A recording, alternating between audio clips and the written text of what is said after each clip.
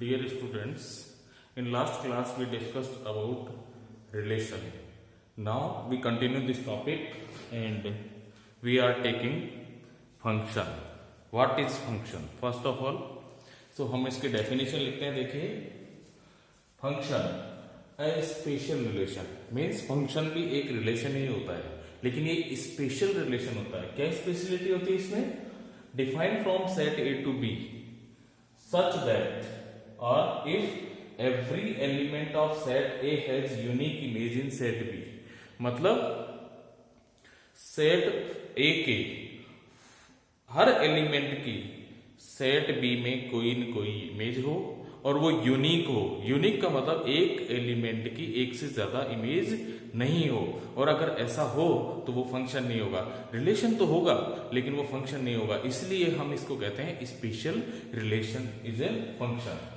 और इस चीज को समझने के लिए आप ये रे डायग्राम देखिए. इस फर्स्ट रे डायग्राम में आप देखते हैं कि रिलेशन ए से बी में डिफाइंड है और ए का प्रत्येक अवयव means every element of set A has some image in set B. लेकिन आप देख रहे हैं कि इस एक ही एलिमेंट बी की एक से ज्यादा इमेजेस है, मीन्स ये फंक्शन नहीं है.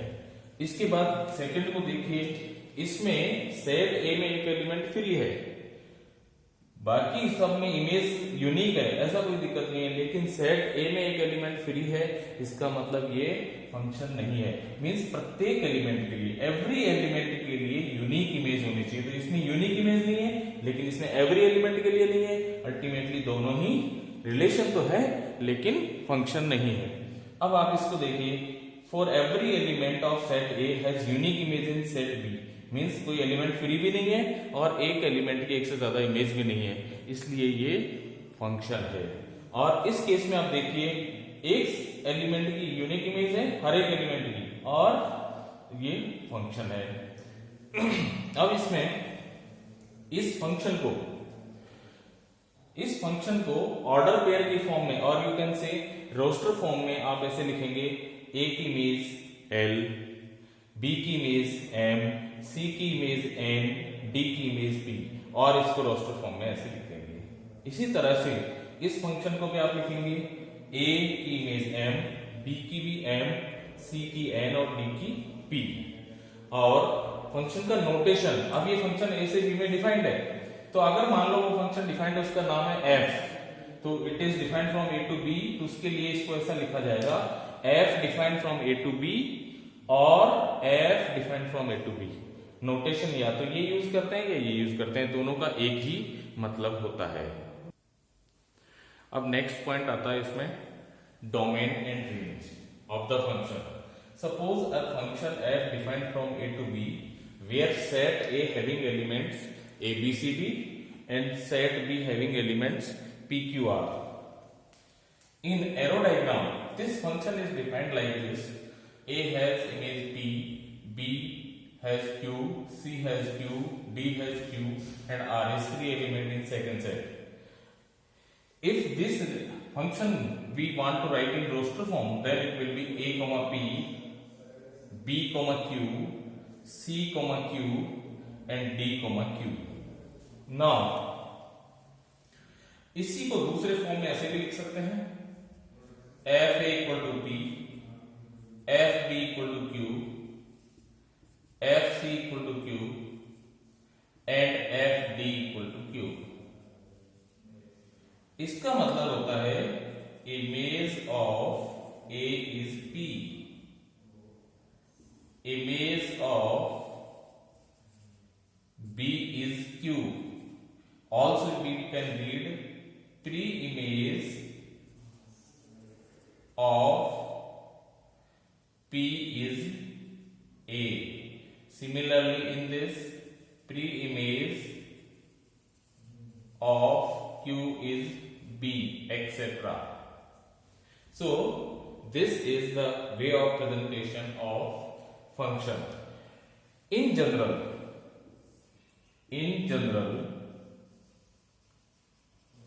if x belongs to A and y belongs to B, then function f defined from a to b is given by y equal to fx. x a का belong करता है, y b को represent करता है, मतलब y b के element को represent करता है। तो यहां x एक एक करके a b c d values लेगा और यहां से y केवल वो वैल्यूज लेगा जो इमेज है, मतलब y is image of x। तो ये एक दूसरा सिंबॉलिक फॉर्म हो गया फंक्शन का। Now in this function you see, in this function you see domain is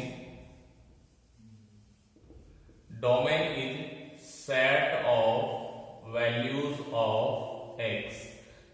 So it is in this given situation a b c d, मतलब x क्या क्या वैल्यूज लेगा ये डोमेन हो गया और रेंज होगा set of values of y, और वो क्या क्या होंगी f a f b f c and f d, means इनकी इमेजेस का सेट।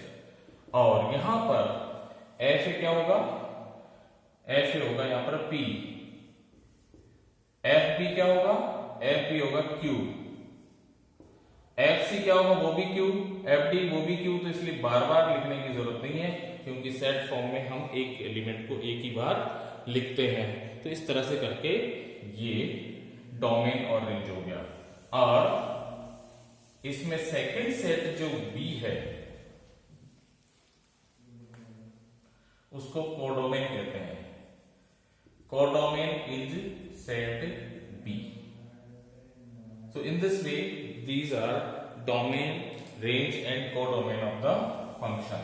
अब इस पे एक एग्जांपल और लेते हैं।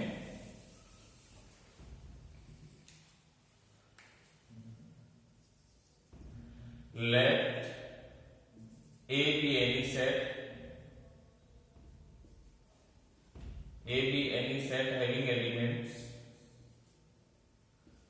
A, B, C, D, set B having elements P, Q, R, S, then which of the following are functions? Also find domain and range of the function, range of functions। तो देखिए इस पर आपको पहला question मिल रहा है f defined from a to b as f equal to ap bp cq dr। दूसरा लिख रहा है g a to b, मतलब ये रिलेशन है बेसिकली। तो हम चेक करेंगे कि फंक्शन है कि नहीं। a p b q b r c p d s। तो आप देखिए इस केस में सारे एलिमेंट ए के यूज हो रहे हैं, पहली बात। दूसरी बात ए की इमेज पी है, क्या ए की कोई और भी इमेज है? नहीं है। बी की कोई और भी इमेज है? नहीं है। सी और डी की है? नहीं है। तो ये फंक्शन है, यस फंक्शन है। और इसका जो डोमेन होगा ना, इसका जो डोमेन होगा एफ का, डोमेन का सिंबल ये होता है DF, domain of f a b c d. और रेंज को हम आर एफ से भी लिखते हैं। रेंज में वो एलिमेंट आएंगे जो इमेज है पी क्यू आर, इस तरह से करके एफ फंक्शन है। लेकिन क्या जी फंक्शन है?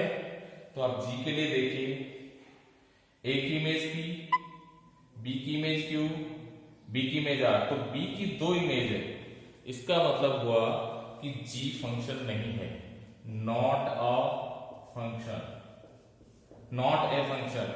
तो फिर इसमें डोमेन और रेंज की कोई बात ही नहीं है। इस तरह से करके ये फंक्शन होता है, इस तरह से इसका डोमेन और रेंज निकालते हैं। अब देखिए इस पर एक और उदाहरण लेते हैं।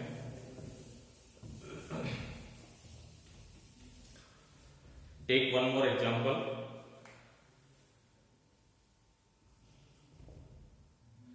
ये सब जो हमने एग्जांपल लिए वो थे फाइनाइट सेट के लिए, लेकिन हर फंक्शन फाइनाइट सेट पे तो डिफाइन नहीं होगा, इनफाइनाइट सेट में यूज होंगे। तो फिर हमें कैसे पता लगे कि कौन सा फंक्शन है?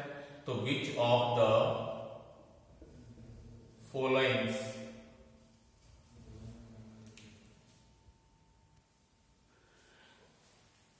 Are functions justify if that is function find its domain. तो देखिए पहले केस में इसका मैं जस्टिफिकेशन लिख रहा हूं यहां पर। Case one, I is integer, so x belongs to integer.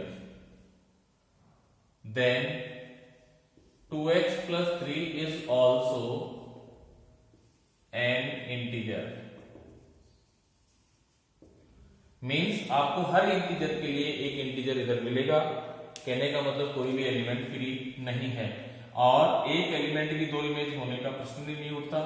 इसलिए therefore it is a function. अब बात आती है इसके डोमेन की। तो हम x की क्या क्या वैल्यू पुट कर सकते हैं? सारे integers. So it is domain of the function. Now second point आता है दिस b। आप इस देखिए, इस फंक्शन में ये फंक्शन n से n में डिफाइंड है। तो अगर फॉर x इक्वल टू 1 हम पुट करते हैं तो f1 की वैल्यू आ रही है 1 बाई 1 प्लस 1 मीन्स 1 बाई 2। आप x की वैल्यू 1 पुट करेंगे तो 1 अपॉन 1 प्लस 1 1 बाई 2 आएगा, जो नेचुरल नंबर नहीं है। इसका मतलब फॉर ऑल, ये फॉर ऑल का साइन सिंबल होता है, for all x belongs to n, मतलब हर नेचुरल नंबर के लिए यहां पर एक नेचुरल नंबर नहीं मिलेगा। तो there does not exist fx belongs to n, मतलब fx n में बिलोंग नहीं करेगा, इसलिए it is not a function. तो इस तरह से करके ये फंक्शन नहीं है। अब इसका डोमेन निकालने की तो कोई बात ही नहीं है। नेक्स्ट आता है आपके सी पार्ट। सी पार्ट में आप देखिए R is set of natural numbers. तो आप कहेंगे 4x बिलोंग्स टू R, मतलब x एक रियल नंबर लेते हैं। रियल नंबर का स्क्वायर भी एक रियल नंबर होता है, प्लस 1 वो भी रियल नंबर होता है। तो for all x belongs to R, x square plus 1 belongs to R, therefore f is a function. अब बात आती है इसके डोमेन की। तो आप x की कौन सी वैल्यूज पुट कर रहे हो? जो सारी R में है। तो domain of f is set of real numbers, इसलिए ये फंक्शन है। मतलब ये फंक्शन है, ये नहीं है, ये फंक्शन है। अब इसकी बात करते हैं, तो इसमें बात करते हैं d की। तो d की जब आप बात करेंगे तो आप देखिए for x belongs to integer, जैसे मैं आपको एक एग्जांपल दूं, x equal to 1, you will get f1 is 1 by 2 which is not an integer, वो इंटीजर नहीं है। और जब ये इंटीजर नहीं है therefore it is not a function। तो इस तरह से करके, अब इसका डोमेन रेंज की तो कोई बात ही नहीं है। तो इस तरह से करके अब आपके समझ आ गया होगा कि फंक्शन क्या होता है, इसका डोमेन रेंज कैसे निकालते हैं। Thank you.